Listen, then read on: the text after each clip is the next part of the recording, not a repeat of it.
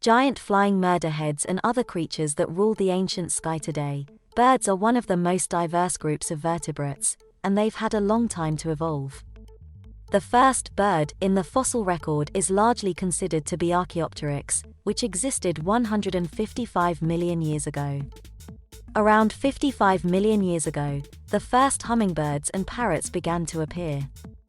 The more researchers learn, the more they realize that flight has evolved multiple times across animals, helping them reach the same goal of flight in a variety of ways. Birds weren't the only creatures taking to the skies back then. Flying reptiles called pterosaurs, which reached the size of small planes, dominated the skies as early as 215 million years ago.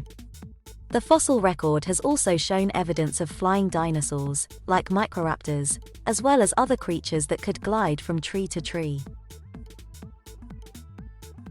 The story of the origin and evolution of flight is a long and complicated one, made even more tangled and complex as new research restructures the roots and branches of this family tree. Within the last 20 years, advances in technology, such as conducting computerized tomography, or CT scans of fossils, as well as the discovery of a wealth of fossils in China, are helping fill the gaps in the story of how animals transitioned from crawling on the ground to flying in the air.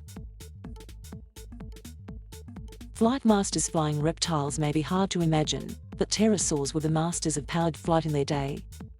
They first appear in the fossil record about 215 million years ago, and they thrived until the mass extinction event that wiped out the dinosaurs 66 million years ago. The fossils of these reptiles show they were perfectly adapted for powered flight. Not only did they live alongside dinosaurs, but pterosaurs have a lot of the same features that birds later developed that makes them capable of powered flight, said Eugenia Gold, assistant professor in Suffolk University's biology department in Boston, Massachusetts, and research associate in the American Museum of Natural History's Division of Paleontology. Read more. Fossil confiscated in police raid is one of the most complete pterosaur skeletons ever found. Like birds, pterosaurs had a keel on their sternum, a ridge that serves as the attachment for flight muscles, said Alex Duchecki, assistant professor of biology at Mount Marty University in South Dakota. But they were incredibly strong, with compact muscular bodies similar to gymnasts and kite-like wings for soaring over great distances and oceans, he said. On the ground, they walked on all fours, using their feet and wings. And like mythical dragons, they sported tails. The earliest pterosaurs had long tails, which grew shorter over time. While pterosaurs started out small and living in forest environments, they eventually reached gigantic proportions and soared over oceans before going extinct. The pterosaur Cryodracon boreas was one of the largest flying animals that ever lived. The name means frozen dragon of the north wind, and it flew over North America 77 million years ago.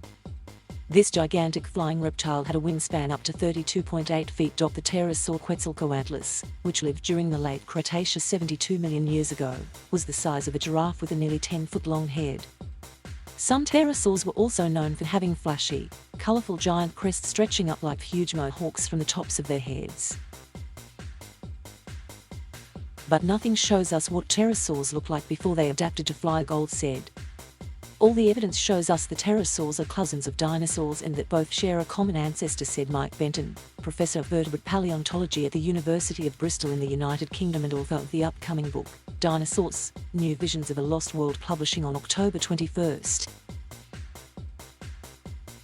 While the oldest fossils of dinosaurs and pterosaurs comes from the late Triassic 215 million years ago, evidence suggests that their predecessor lived 250 million years ago, creating a 35-million year gap. This mysterious common ancestor likely walked upright, was warm-blooded and probably had feathers, but no wings, Benton said. And it was probably about the size of a pigeon with short limbs. However, no fossils for this ancestor have been found. It's possible that its remains weren't preserved in the environments where it lived because forests don't really fossilize, said Jingmai O'Connor, associate curator of fossil reptiles at the Field Museum's Nagorny Integrative Research Center. Largely the creatures who die in forests are completely recycled by scavengers.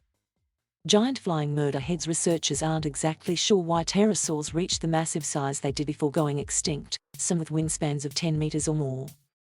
Some have suggested it was because small birds took over forest environments, leading pterosaurs to the open skies where larger wings were a benefit. Others think it may be due to the fact that the average size of available prey was pretty large.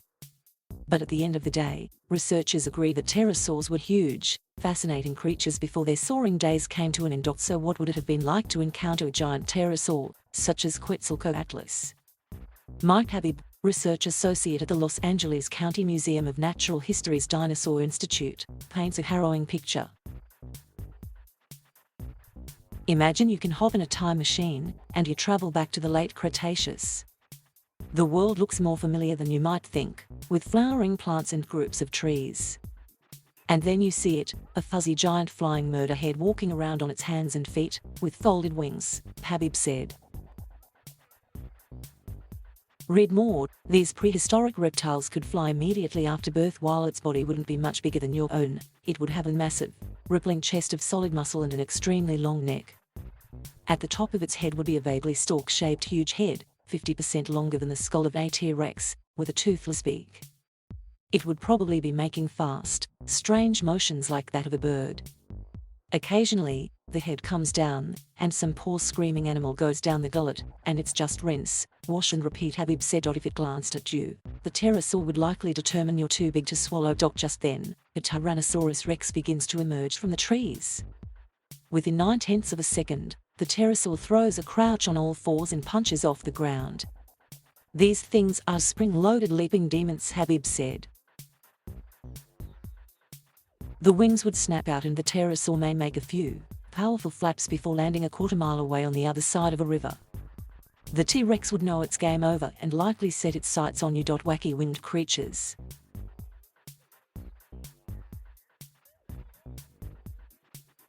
Thank you for watching.